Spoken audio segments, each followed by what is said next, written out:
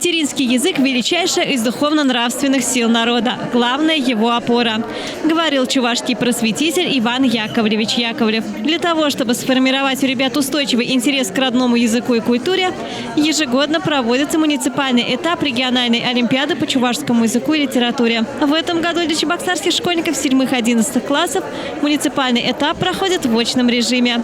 Ребята решают тестовые задания и пишут сочинения.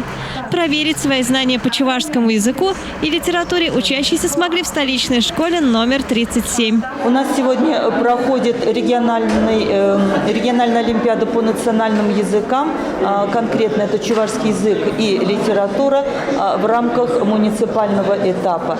У нас сегодня должны прийти около 800 детей, которые у нас зарегистрированы.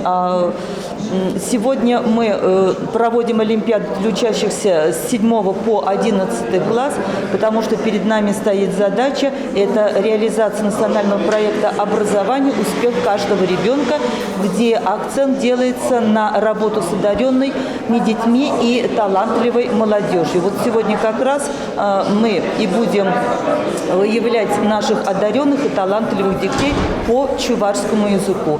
У нас чувашский язык является родным языком, и в республике большое внимание уделяется изучению родных языков, поэтому мы проводим вот эту олимпиаду. Ребята долго готовились к олимпиаде. Также такие испытания помогают выявить и поддержать самых талантливых и способных учащихся.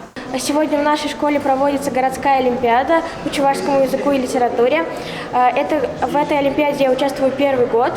И я считаю, что нужно знать свой родной язык для того, чтобы наше будущее поколение знало его и гордилось им. В родном языке заключена мудрость народа, его знания и культура, представление о мире. А еще чувашский язык – это язык Константина Иванова, Михаила Сеспеля, Геннадия Айги и других выдающихся поэтов и прозаиков.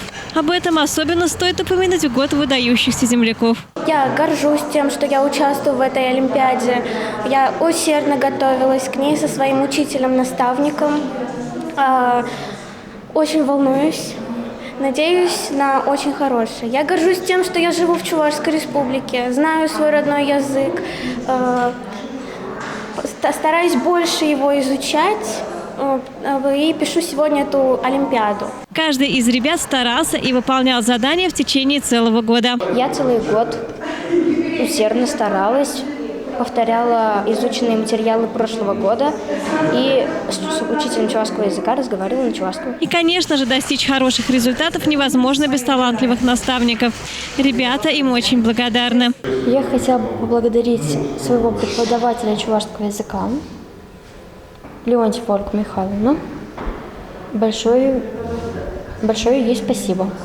Таким образом, любовь к родному языку и своей малой родине нужно воспитывать с самого детства. А победители муниципального этапа затем проходят на региональный уровень.